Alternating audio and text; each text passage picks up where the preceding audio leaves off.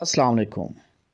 आज हमारा टॉपिक है गंदम में जड़ी बूटी को किस तरह हमने तलफ़ करना है, और साथ साथ हम ये भी बताते चलें कि जड़ी बूटियाँ कितनी इकसाम की होती हैं। जड़ी बूटियाँ दो तरह की होती हैं, एक होती है चौड़े पत्तों वाली, जबकि दूसरी होती है घासनुमा।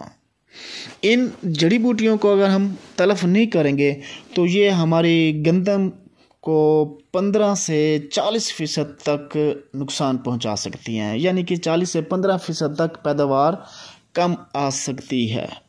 आइए देखते हैं कि इन जड़ी बूटियों को हमने ख़त्म किस तरह करना है। अमूमन गंदम में ये दोनों तरह की जड़ी बूटियां पाई जाती हैं, जो कि घासनुमा भी हो सकती है और चौड़े पत्तों वाली भी होती है। तो इसके लिए हमें चाहिए कि ऐसे जहर का इंतखाब करें जो इन दोनों को कंट्रोल कर सके, दोनों को तलफ़ कर सके। वो जहर कौन सा है वो देखते हैं कि हमारा पास बेहतरीन जहर ऐसा कौन सा है जिससे स्प्रे करने से दोनों इकसाम की जड़ी बूटियों को हम तलफ़ कर सकें। उसके लिए बेहतरीन जो हमारे पास ऑप्शन है वो है फैंडिस एक्स्ट्रा। ये सन क्रॉप वालों का है, बहुत अच्छा जहर है, बेहतरीन रिज़ल्ट देता है। जबकि दूसरा है बैर वालों का एटलांटिस दोनों टाइप की जड़ी बूटियों के लिए बहुत ही अच्छा जहर है। अगर दोनों तरह की जड़ी बूटियां हैं तो इन दोनों में से या कोई और किसी अच्छी कंपनी का देख लें, उसका जहर इस्तेमाल करें।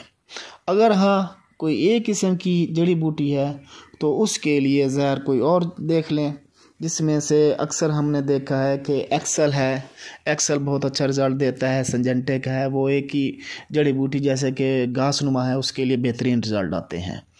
और दूसरा नंबर पर हमारे पास है बैक्टीरियल सुपर है, वो चौड़े पत्तों के लिए ख़ास कर बनाया गया है।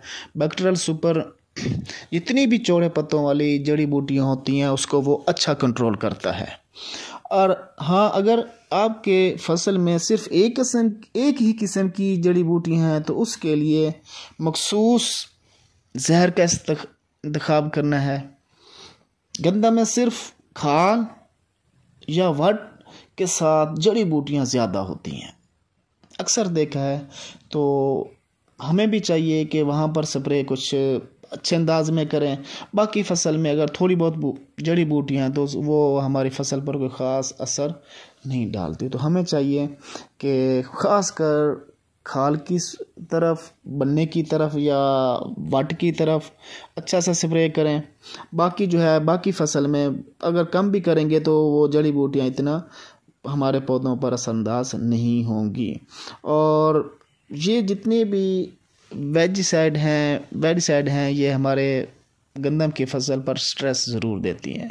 तो कोशिश करें कि इस अंदाज से करें कि वो हमारे गंदम की फसल पर स्ट्रेस ना दें। ये जितने भी हमने स्प्रे करनी है वो तरवत्तर में करनी है, तरवत्तर में इसका रिज़ल्ट बेहतर आता है।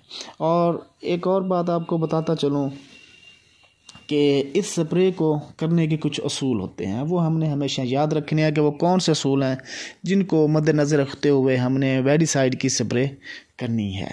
तो उसके लिए पहला असूल तो यही है कि उस वक्त करें जब धूप बहुत अच्छी हो। जबकि दूसरा कि हमारे फसल में गंदम के अंदर जो शबनम होती है वो कम से कम मिकदार में हो। अगर शबनम ज़्यादा होगी तो इसका कोई खातिर ख्वाह रिज़ल्ट नहीं आएगा।